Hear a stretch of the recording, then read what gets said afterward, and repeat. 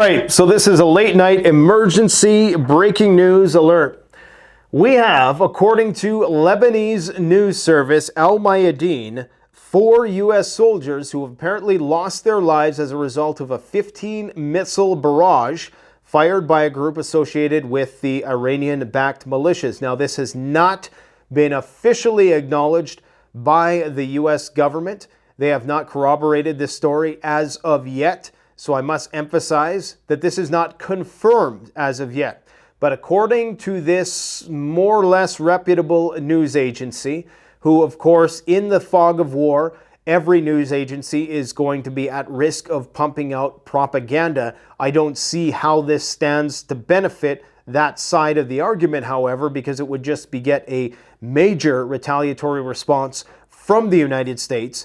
As far as they are saying, according to their sources, 4 U.S. soldiers have lost their lives in Syria at a U.S. base near Conoco oil field. Now, we're going to have to wait 24 to 48 hours before any official acknowledgement or a denial of such an event occurs. Typically, that is the standard lag for the dissemination of this type of information. So we'll have to wait and see. Needless to say, I do believe this is foreshadowing, and it is only a matter of time at the current rate before we see an incident like that. Now, that's just but one of the many stories that we have to talk about today. I'm going to first give you the once-over summary, and then we're going to go into greater depth about all this information. What you're seeing behind me here is the Israeli Defense Minister giving a pep talk to what appear to be some senior level or higher ranking officers. I can just tell that by their age. These guys look like they're in their 40s, some of them pressing 50 maybe.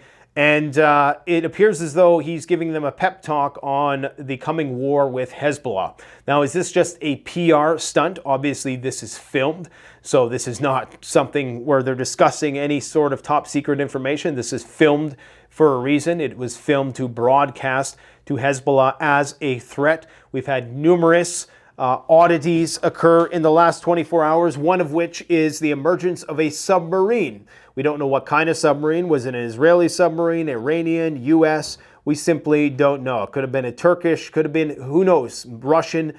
It's hard to say at this point what kind of submarine presented itself off the coast of Lebanon as of recent. Of course, we have a helicopter going down with 5 U.S. soldiers on it. Some people are saying friendly fire. Some people are saying just a refueling accident. We'll talk about that as well. But it appears as though that the ground is being set, if it's not already set in stone, to go to war with Hezbollah. Okay?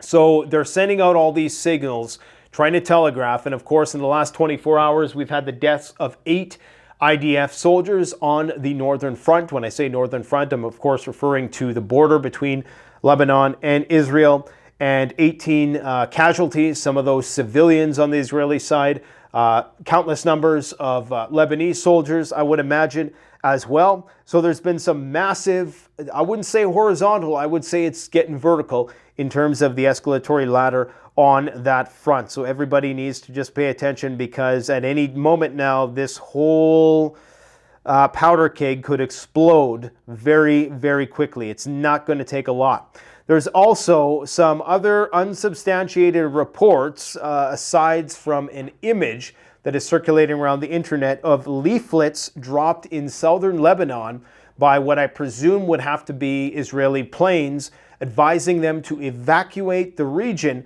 due to the risk of imminent war. I'll show you that image in a minute, and you can come to your own conclusions. Again, we have the Iranian foreign minister saying that war within this region is inevitable. Now, he used those words, inevitable. These are powerful words to be using at a time like these.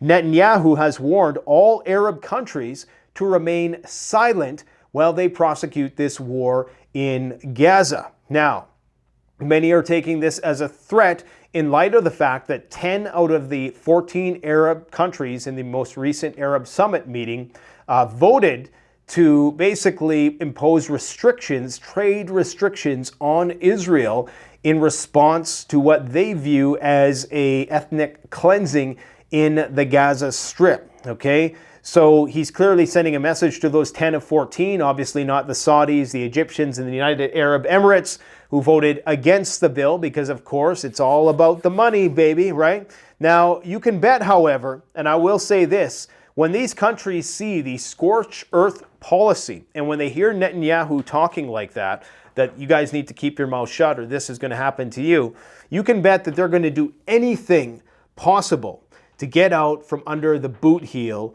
of the Pax American transatlantic Zionist political scheme. They're going to do whatever they can now to align themselves with BRICS, to come under the Chinese, Russian, nuclear umbrella by hook or by crook. They'll play the game for now. They'll allow the U.S. military to operate in their country for now. But in the long term, none of these countries are ever going to trust the United States or Israel once again. Because when you do this, when you act with such aggression and such impunity towards a militarily inferior subject, then people are going to look at that and they're going to be like, it would be like Russia dropping nukes. Even the Chinese, even their allies would be like, hey, you know, someday they're going to do that to me, right? So this is a factor that both Israel and America have to think about when they're trying to maintain whatever alliances they might have within that region. And they are tenuous at best. Now, diverging once again, we have Ukrainian planting 0.5 million mines along the border with Belarus and Russia. They are digging in for the long haul. Unfortunately, there's some people looking for a way out, looking for negotiations and blah, blah, blah. It's not going to happen. According to Medvedev, they're going all the way to Odessa and possibly beyond because, again, nobody trusts the Americans anymore. We simply cannot be trusted, and everybody knows it. The Dutch and other EU countries are modifying their F-35s to accept U.S. tactical nuclear weapons. Remember, once you have an F-35A plane platform, you are effectively a nuclear power because you now, at a whim, all the Americans have to do is fly you a few nukes in a cargo plane. You can put them on your F-35s, and you are now a part of the NATO nuclear sharing program. Okay, the Baltic NATO mobilization is continuing. We have 3 more aircraft carriers in the Baltic, all of European origin, and 8 out of the 11 U.S. aircraft carriers are currently deployed. What's wrong with the other 3? Well, they're in repair. So all of the Americans' aircraft carriers that are ready to operate are out currently in numerous theaters around the world, primarily, of course, right now in the Middle East.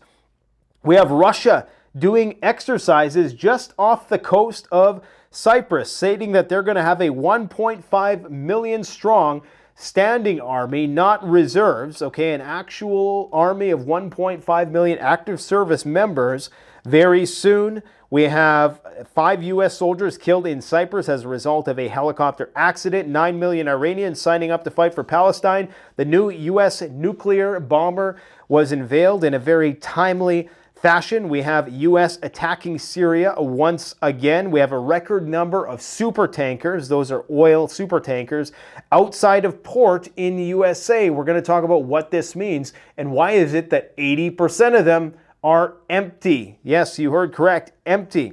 We have the U.S. getting a credit rating downgrade, so the end is nigh for the financial system. Government shutdown is looming. Apparently, and this is just pure speculation, save this one for the end of the show, but there may well be a seed vault for eggs and sperm. Yes, you heard correct. If they're going to repopulate the planet, they're going to have to ensure the genetic variants to do so. We're going to speculate a little bit about that because I found out some interesting things about some of the big tech companies and what they're offering their workers in exchange for freezing their eggs. You're not going to believe this. Anyways, Medvedev, as I said, is claiming that Kiev, Odessa, and Nikolaev will all be conquered and come a part of Russia. Yes, he also said Kiev, we got earthquakes, solar flares, and massive record-setting credit card debt, as well as many other things. Now, we don't want to look at this old mug all day. What the hell are the Yemenis doing? Oh, this is what the Yemenis are doing. So they released this video today. This is them shooting down the drone, that $30 million US drone. They give you this high resolution imagery of them shooting down the drone. They're very proud of this. And it looked like it didn't really take much to bring this thing down. So those Houthis, man, they just simply don't give a rip. A friend of mine was telling me that, I should do a case study on the Houthis, because as far as prepping goes, I mean, these guys live the life. They literally barter with different types of ammo. You can take ammo into a store and you use ammo like you do currency. I mean, if that's not, preppers, Mad Max fantasy, I don't know what is. Anyways, on the topic of this Al Mayadeen story about the U.S. forces killed, I must emphasize this is not yet confirmed. But, considering how many bases have been targeted as of late, it's only a matter of time, especially if you're talking oil fields. You're talking about the prospect of large explosions, large combustible materials, and oil, gas, that type of thing. There very likely could be bystanders. Many of them could be soldiers, especially seeing as you have an American military presence around these regions illegally in many cases, according to international law that we seldom tend to acknowledge anyways, but that's another story. So 15 missiles were fired carrying heavy explosives at the U.S. base, according to the report. The channel sources note that the attack was in response to U.S. strikes on 2 facilities in eastern Syria. So the war is heating up there. Now, a source told Al Mayadeen that several soldiers were killed in the strikes that targeted Conoco Base in eastern Syria. Our correspondent mentioned that the attack on the U.S. occupation was carried out using Grad missiles and left 4 soldiers killed. So I guess we're going to see if that is true. That is a massive escalation. That is the escalation that arguably they've been looking for to justify further intervention in that region. At this point in time, there doesn't appear to be many diplomatic solutions that are bound to come out, because we're only 10% in to the Gazan conflict. The Gazan conflict gets incredibly interesting and devastating once they wrap up the north and turn their sights on the south, because of course you're going to have numerous Hamas militants entrenched in the south. And that's where things get very concerning from an Egyptian point of view, because on the Rafah border, the Egyptians have already stated that it's casus belli if Palestinians are forced across the border, that they will consider that an act of war. Will they have the balls to use their massive military? Their military, they have more tanks, they have way more armored vehicles, they have 2 or 3 times the amount of tanks as the Israelis do. Maybe they don't have the air power, and obviously they don't have the U.S. backing as much. They are loosely affiliated. I think there's one U.S. command post there, but nothing too substantial. And of course, they have an overwhelming population of 120 million people. If they wanted to make a statement, especially in conjunction with the surrounding countries like Jordan, who has also said it would be casus belli if you force Palestinians out of the West Bank into Jordan, we will not accept that. Okay, so what do they mean by that? I mean, these are people who are living fairly high on the hog. The royals there are a vassal state of the United States. So are they going to be true to their word, or is this all bluster? I guess we're going to find out when the war with Hezbollah begins. I think a lot of these countries right now, they're waiting to, unfortunately, Hezbollah are going to be the sacrificial lambs. At least from Hezbollah's perspective, unfortunately, I say, because it seems as though they're moving up the supply chain. They're moving up the food chain, if you will. And first, they're starting at the lowest hanging fruit, which is Hamas. However, Hamas's measly little rockets have cost probably tens of billions of dollars to the Israelis already. And there's only so much production capacity in the West. We're seeing it already limited. If a big war flares up in the Middle East, I don't know what Ukraine is going to do. Germany is pledging to double their funding, but is that going to be enough if they cannot get more funding from the United States and avert a government shutdown here on the 17th? So there's going to be a lot of countries who are right now playing ball, those 4 of 14 Arab state countries who said, okay, we're going to we're going to comply, you know, because you guys got the nukes, you got the Samson option, and you're showing us right now that you're crazy enough to probably use it. We're going to keep our mouths shut for now until we see the tide turning, and that's when everything is going to flip, okay? And that's what Israel and the United States know, that if they wanted to, all of these Arab countries could collectively crush Israel and the United States fleet, and there'd be really nothing they could do except fire nukes in all directions. And all that would really do is likely, and I don't even know if they would do that, because we really don't truly understand the relationship between China, Russia, and some of these other countries, and how strategically aligned they are, and whether or not they will fall under that nuclear umbrella.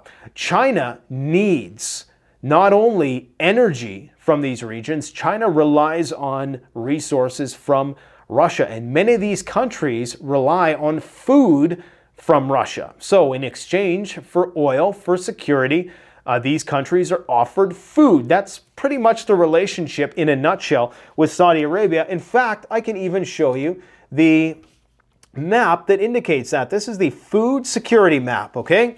So any country in red is a gross net importer, imports 75% or more of the foods that they consume, okay? So 75%. This is a desert. Most of these countries, it's no surprise that they have to import lots of food to support their populations. Anything in yellow is around 50%. Anything in orange is around 25%. And diminishing from there in terms of the lightness of color. Countries that are this checkered pattern, those are net exporting countries. Okay, exports 35% of their production. So this gives you some sense of how this plays in the geopolitics, because this has a big role in it.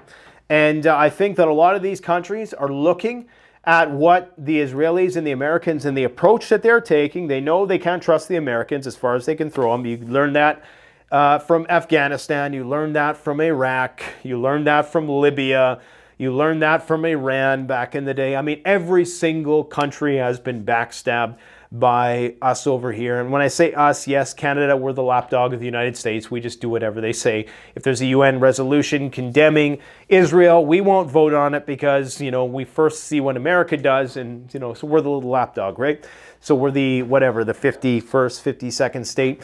And anyways, to just go off on a tangent here, to derail a thought process, I came across this video today, and I'd like you guys to let me know what you think this is. Now, apparently, this is in Iran.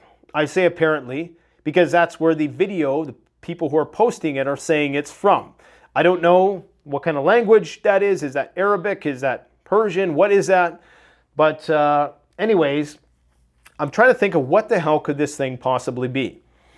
It appears as though this might be some kind of auger, boring tool, drill, you know, like a deep underground, because we know the Iranians are digging tunnels like there is no tomorrow because they're preparing for World War III. And it looks like this might be some sort of heat dissipation thing there. But I don't know, it could be something associated with rockets, you know, satellites. It's hard to say, but either way, there's 3 trucks pulling this thing. And it looks to be like some sort of boring machine. And there are machines, digging machines, that are way bigger than this. So the size of it is plausible. What do you guys think it is? It's just a video, and I don't even know how recent this is. I mean, some of these cars look kind of old in here. So, you know, for all we know, this could be a years old video footage. But I just came across it. People are circulating it. You never know what you find on the internet nowadays. But, you know, if it is, it would not be surprising if this was some sort of nuclear underground bunker tunneling device that they would use to dig out those massive tunnels that they have under there. And that would be around the same size as a lot of those tunnels that we see down there. So interesting, interesting, interesting. Now, there has been a speculation, and again, some people are saying that this was a leaflet that was dropped in Gaza. Others are saying that this is, and I don't have the translation here, I should have used my image translator, which is about 50-50. Anyways, apparently this is a leaflet that some are claiming was dropped in southern Lebanon, warning them to get out. Well, the getting is good. Evacuate to the north because war is imminent.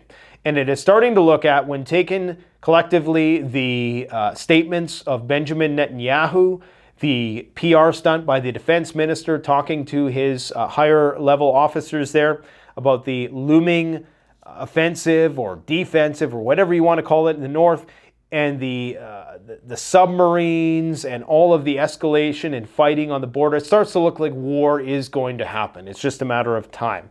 Whether Nasrallah or Hezbollah takes the bait and escalates or not, it appears as though they're going to just be forced into it. Because it's starting to look as though the diabolical scheme at work here is that Israel actually wants to imperialize part of the north or go and get Hezbollah. Now, somebody, a friend of mine, stated today that the government, and I seen this tweet also, I'm not sure if I have it here, but a government spokesperson from Lebanon had said that they approved what Hezbollah was doing and that they had Hezbollah's approval to go to war with the Israelis or something to that effect, which is very, very out of character, you know, based on what we've heard recently. Typically, these two groups are at odds with one another. And so he thinks that they're trying to add to the bait to get Hezbollah to take the bait to fight with the Israelis.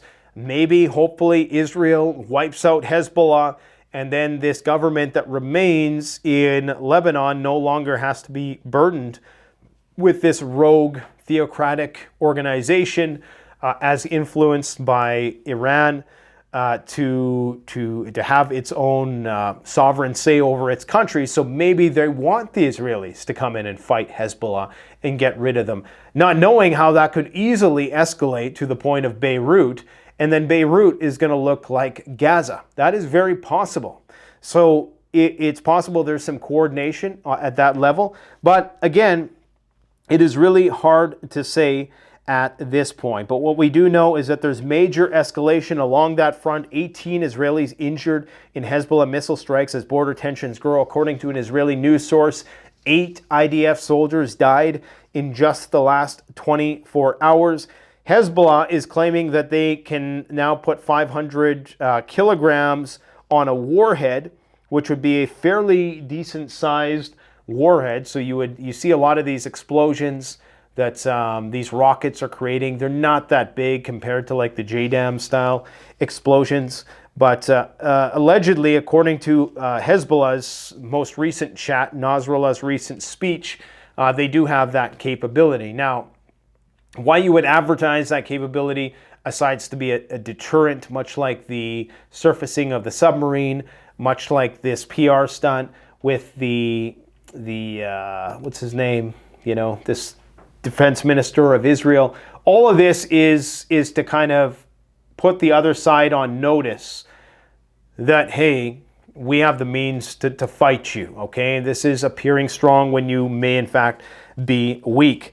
But apparently now Israel has crossed the line, because what they've done is they've attacked 40 kilometers from the border, breaking all red lines in Lebanon after it attacked Syria. So one of the red lines, of course, was a ground invasion in Gaza. Well, that's pretty much what we've got, okay? They've basically encircled Gaza City in a pincer movement. They've made it to the hospital that they believe is the headquarters of Hamas. However, there's extensive tunnel networks that they haven't even begun to probe yet in this open area that they haven't went into yet. And that's when the fun will really begin for them.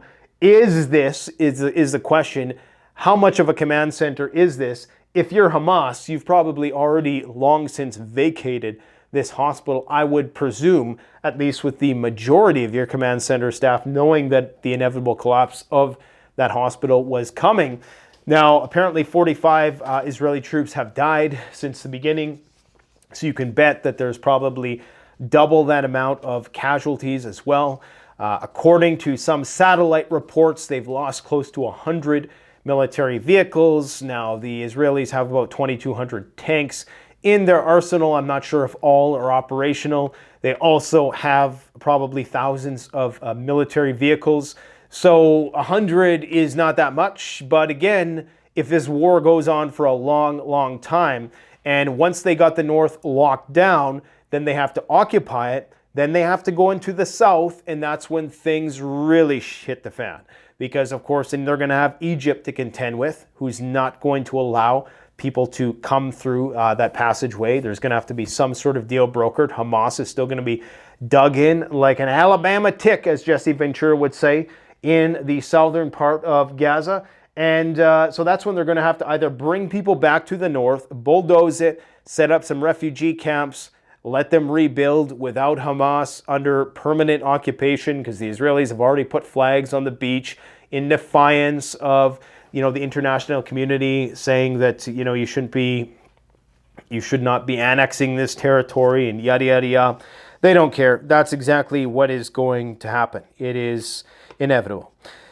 You have the Iranian foreign minister saying that due to the increasing intensity of the war on the civilian residents of Gaza, and just keep in mind, none of these countries care about the plight of the Gazan people. This is all about politics. They are worried about instability in their own countries, people protesting their own governments in the streets. All those people in the streets who are protesting the embassies, they're mad at their own governments for not doing something. So all these countries have to create the appearance that they're pushing back, okay? The expansion of the field of war has now become inevitable, the Iranian minister said during a phone conversation with his Qatari counterpart, Mohammed bin Abdurrahman Al Thani, according to the website of the ministry. So the shit is definitely going to go down. Netanyahu has warned all Arab countries to remain silent. He warns that Lebanon will be turned into Gaza. Again, these are threats. Something to keep in mind, back in 2006 with the war with Lebanon, the Lebanese were not nearly as powerful, and the Israelis had a hard time. And they probably would even have a harder time. However, now that they're going scorched earth and the gloves are off, a lot of people are making comparisons to the 2014 Gaza invasion, where the Israelis lost quite a few soldiers.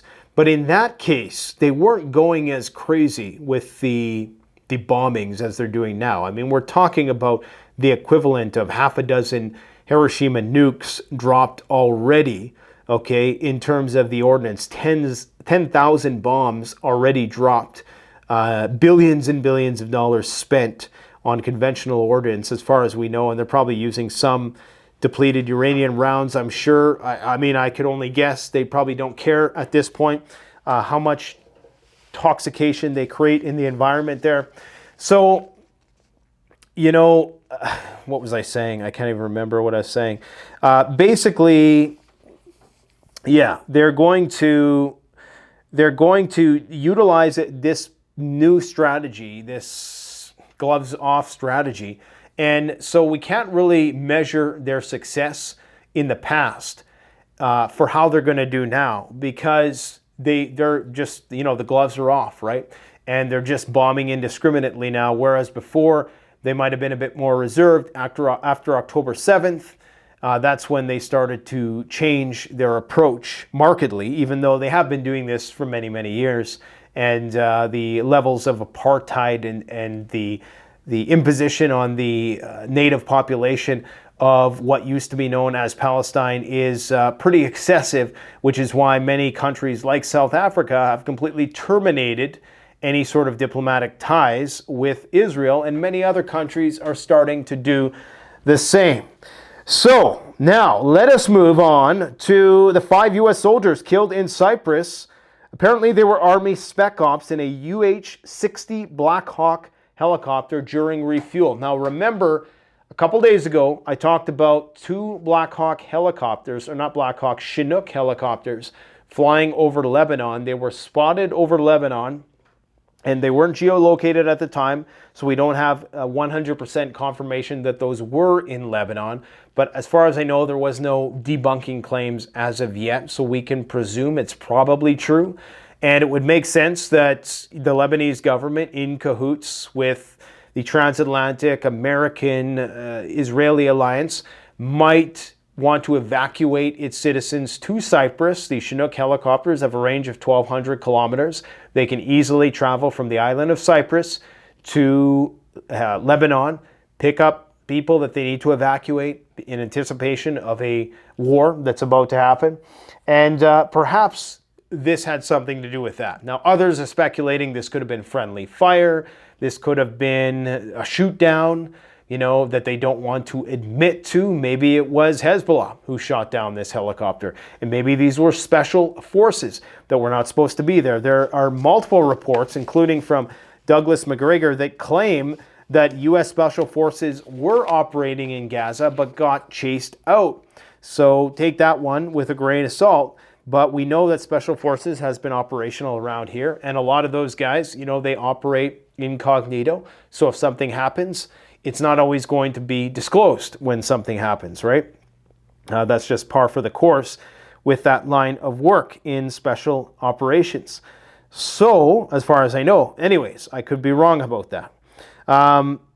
We have the U.S. mobilizing all its available aircraft carriers as of now. There are 3 aircraft carriers that are currently in repair, but all the possible aircraft carriers that can be mobilized currently are, okay?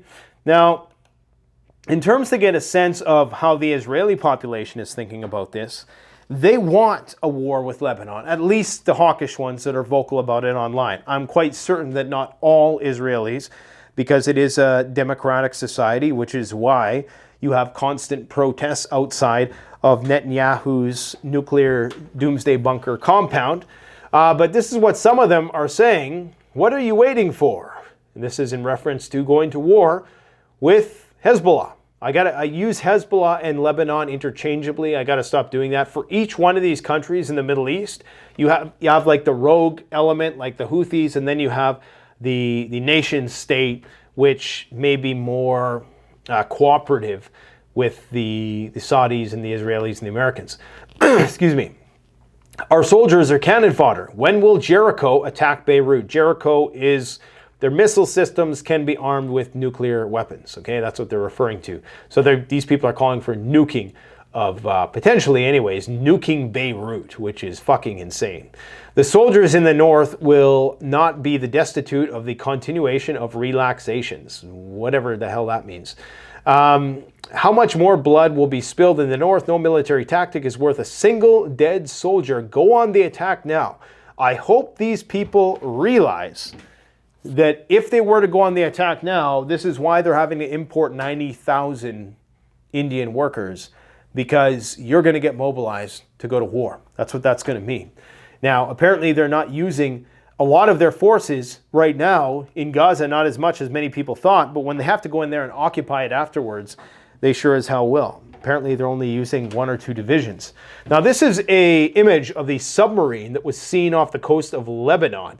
And you can see the land right here, okay? So it's not too far. I don't know, how deep the shelf is here, or, how deep this water is here, but that ain't too far off the coast. So clearly they're trying to send a message. A submarine like this is only going to serve as the whole point of most submarines is to be discreet, to be undetected. So the fact that it is revealing itself is a flex, okay? It is brandishing itself so to put the other side on notice. Now, as this is happening off the coast of Lebanon, we can presume, then this must be either an Israeli submarine or an American submarine. Could be a Russian submarine, could be an Iranian submarine.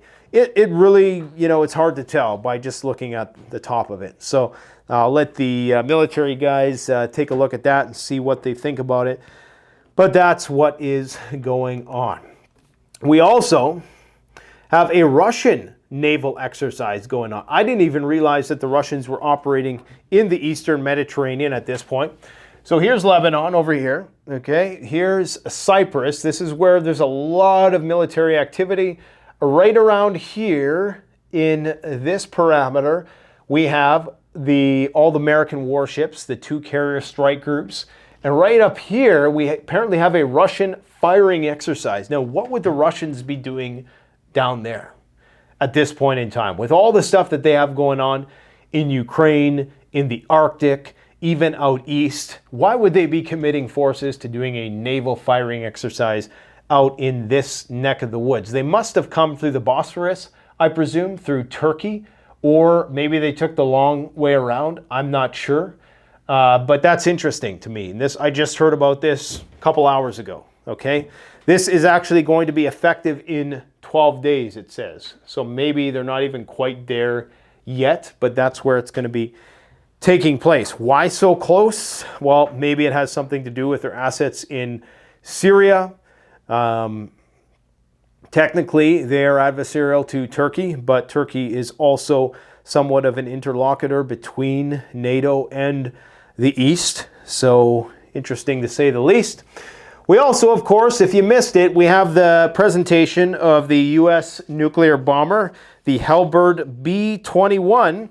The U.S., in its attempt to modernize its nuclear triad, of course, starts where it is most advanced with its aircraft. Okay, where it's least advanced is in the missile silos. It has very advanced nuclear submarine capabilities, as do the Russians. The Russians arguably have better ground-based and mobile nuclear platforms, as well as hypersonic missile platforms and numerous other experimental platforms that have not necessarily passed the prototypical phase yet.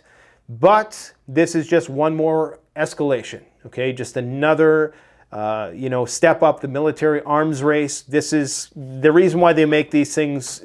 You could say they're for bombs, sure. This is for nuclear weapons. This is a nuclear deployment system 9 times out of 10. I'm sure they get used in conventional wars at times, probably just not because they need to use them, but because they're convenient and because they want to test them out.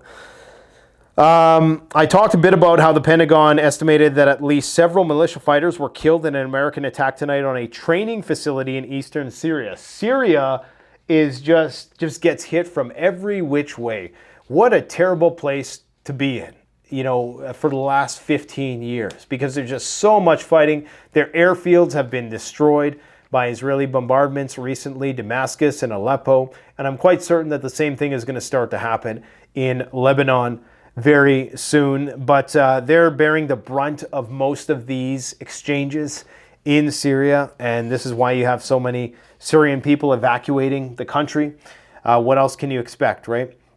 We have a record number of super tankers. Before I forget, actually, I'm going to talk about this one now, because this one is strange to me.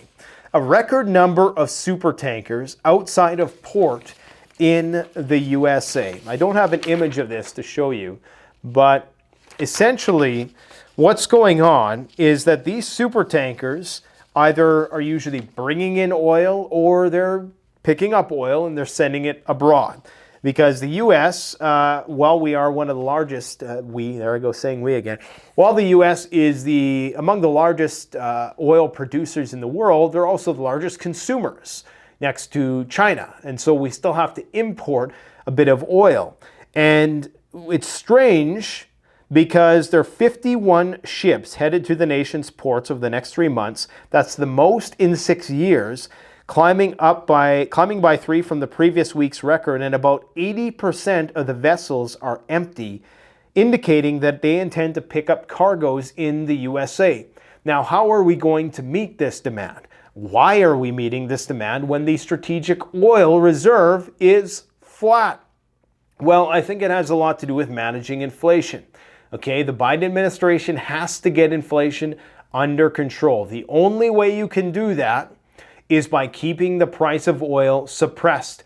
And maybe this is why the price of oil has been so suppressed, because they're going to deplete the strategic oil reserve even more in the next few months, because oil is everything. A high price of oil indicates higher price of everything else. Higher price of transportation, higher price for energy, higher price to manufacture products, okay? Higher price to keep the lights on. So if they can bring down and artificially suppress the oil price, that can create the illusion that inflation is going down, when really all they've done is lower the price of one of the inputs at the expense of the strategic oil reserve that will plummet. And then once this is all done, oil is just going to shoot back up in price again because it's just being artificially suppressed by the release from the strategic oil reserve. Now, I'm not saying that they're going to get all the oil from there. Either way, this oil has to come from somewhere. Why are all these ships, 80%, what are they waiting for to take oil abroad?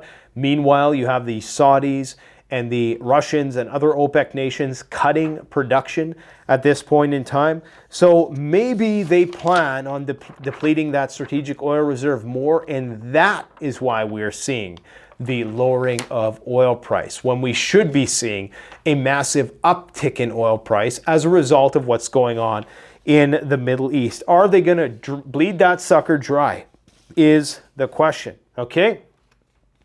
What else do we got here? We'll talk about that a little later. Save her for later. What else do we got here? We talked about that. Okay, Hezbollah's missile range. Just so you guys know, my camera is overheating, so it might just crap out on me at any time here. But the Hezbollah missile range, okay, is up to about half of Cyprus, and that's why the strike carrier groups are parked just outside of that. So when the shit finally does go down, you know, as far as they believe anyways, that's the range of their missiles. That's why they're pulled back to that extent. I think I talked a bit about that. I talked a bit about food security. Scientists have identified an increase in the concentration of uranium particles. Remember when that depleted uranium shells were delivered to Ukraine and Russia blew the hell out of it and it had that massive mushroom cloud? Well, now scientists are claiming that they've detected increased levels of radiation as a result of this in that direction. I don't know how they make the connection that that's pertinent to this or not, but man, that would be a nasty place to be living after such an event. I won't have a lot of time to focus on that today. Nikki Haley, thank goodness Trump is kicking her ass in the polls, because this is what she has to say. Ukraine, Russia, and Iran are an unholy alliance. They only understand the strength. Vivek is offering weakness. Did I show you guys this one? This was a blunder that she made that I retweeted. I made sure I screenshot it before her people took it down. Obviously, the blunder is that Ukraine, Russia, and Iran. She probably meant to say China because she's such a war hawk. And she thinks that we should cut trade ties with China until they, what is it that she wants them to do? It's something that they're never going to do. But it's just one of these outrageous things. Like, you're going to cut trade ties with China. Do you realize how much stuff we get from China? It would be mad frickin' max. So thank God she is not going to be president. You guys know I'm not very political, but I mean, she's off her rocker, man. This is Iceland. This is the amount of earthquakes. So they're expecting that there's going to be a massive volcanic eruption. Those things happen there. Nothing too out of the ordinary. This is apparently there's going to be a large CME, coronal mass ejection, pointed towards us. And as you can see, it's supposed to hit us. This is a NASA website. I used to, when that movie 2012 came out, I used to frequent this website lots.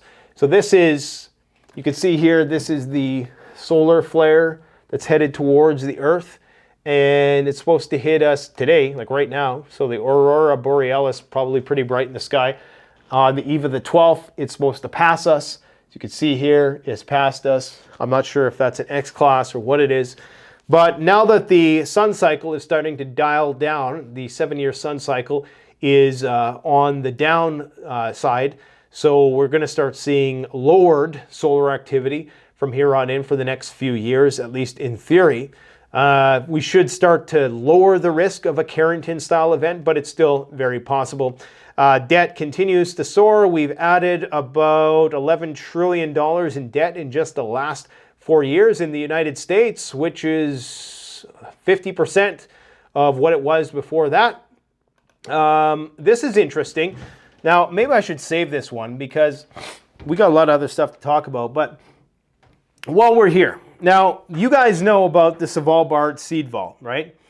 If you're the elites and you think that there's a good chance that the world's going to end, You're trying to save the food genetic variants, but perhaps you want a bank for human genetics as well.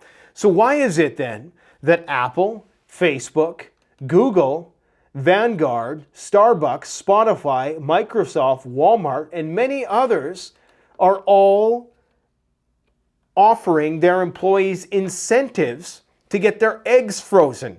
$20,000 per employee if you work for Apple. Now, is this just so they can kick the paternity leave, maternity leave can down the road so that they can, extract as much out of these people while they're in their prime years and so they don't have kids till later in life? Is that what this is all about? Why is it that the Facebook company is covering $20,000 per employee as well as other fertility treatments? Google covering the cost of egg freezing up to $75,000 per employee. What is the catch, I say?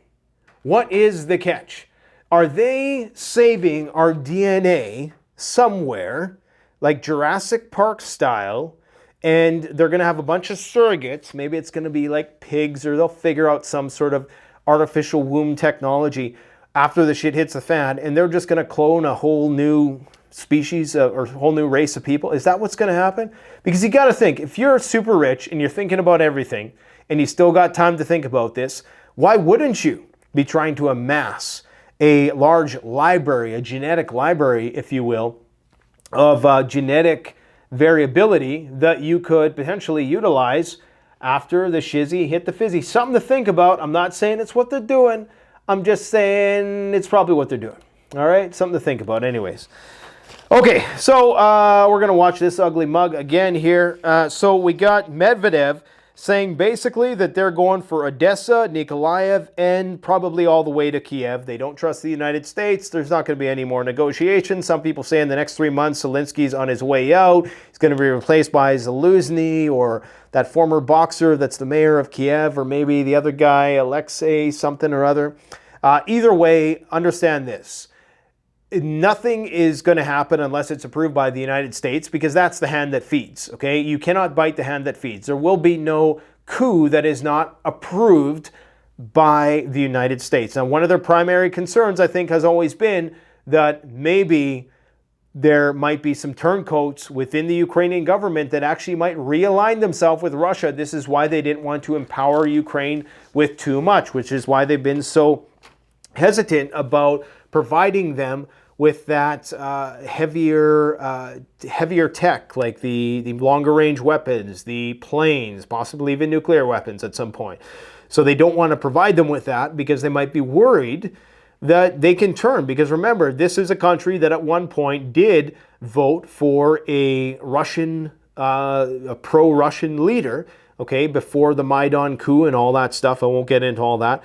But this is something they're concerned about. Anyways, just know that the Russians are not going to negotiate. Why would they negotiate now when they got the Ukrainians on the back foot? Allegedly. I say allegedly because this is not to say that it's easy street right now in Russia. It is still grinding, slow going. They're losing a lot of troops, a lot of vehicles, but they have a war machine that can back it up. Ukraine, unfortunately, doesn't. Ukraine is planting 500,000 mines along the border with Belarus and Russia. That place is going to be a toxic cesspool for decades to come. Can you imagine how many mines are littering that once pristine, fertile, 4-meter deep, thick, organic soil? The breadbasket of Europe is being completely destroyed by this war. Now they're using depleted uranium and all other manners of toxic chemicals, lead, all that shit. What a waste. War is such a waste. I tell you, if these wars stop tomorrow and peace on earth reigns supreme, the markets, to the moon, baby. You can bet. To the moon, but unfortunately, it's never going to happen. The former chair of NATO, Rasmussen, has said that Ukraine's NATO membership might come in the form of whatever remains after Russia annexes whatever it wants. That will be integrated into NATO. And that really was the plan all along. Let Russia, try to grind Russia down as much as possible. And now we're going to prepare in the Baltic states to go to war with Russia once again. We were just using Ukraine, and their manpower to try to deplete the Russians a little bit. We knew that the war was eventually going to come to Poland's doorstep and to the Baltic state. doorstep and to Finland. That's what we're really preparing for. We're just unfortunately burning all the Ukrainian blood. It's sad to say, but this is what they did, okay? And how people cannot understand this after Gaddafi, after Saddam, after Afghanistan. People are just stupid. They're going to fall for it again and again and again. And apparently the Saudis are still falling for it. Well, at least so it seems. Anyways, Dutch F-35s. The F-35A was certified to be a dual-capable aircraft by January 2024. So the Netherlands, although they don't have nuclear weapons, they will be, of course, they are in NATO, and they are part of NATO's nuclear sharing doctrine that enables members without nukes of their own to take part in NATO's nuclear deployment. Yay! We can put a giant target on our backs too.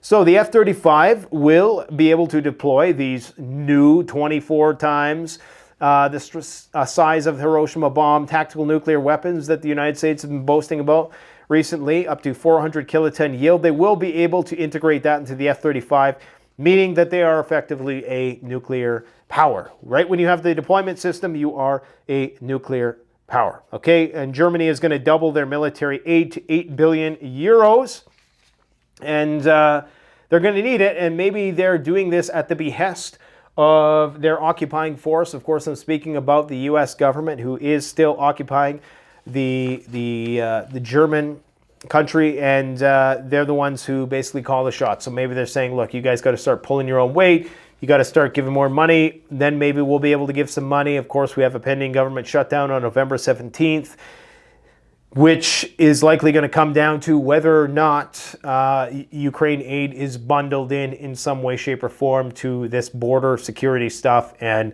the Israeli stuff. So time will tell about that. Government shutdown is looming. The U.S. got a credit rating downgrade. Looks like my camera is going to shut off any minute now. International credit rating agency Moody's has changed its outlook on the U.S. from stable to negative, citing massive fiscal deficits and a notable decline in debt affordability as a result of as a major reasons for the move on Friday. So we can bet that tomorrow, unless it's a holiday, which I don't think it is in the States, we're going to see some downward market moves. Very, very likely. 9 million Iranians have signed up to fight on behalf of Palestine. I'm not sure if that's what that means exactly, but where is that one here? Oh yeah, it's this one. 9 million. I think that means like 9 million volunteers to help for just supporting Palestine. I'm not sure if that actually means going to war with them. Needless to say, this is just another one of the political gimmicks that the country does in order to confirm its population that it's actually trying to do something. I'm about totally talked out today, guys. The last day to capitalize on the deal with freeze-dried wholesale foods for 20% off. I believe it's today, possibly tomorrow at midnight. So if you want 20% off the best wholesale freeze-dried food on the market, the stuff that the elites put in their bunkers, it's the stuff the government uses, the U.S. military, continuity of government, various government institutions, go and capitalize. I'll post a link to that in the description below. I'll keep you apprised of developments as they unfold, and just keep on prepping. Winter is coming, although it doesn't look like it outside as we're seeing record temperatures. Once again, no surprise there, but sure enough, it is coming, so you better prepare for it.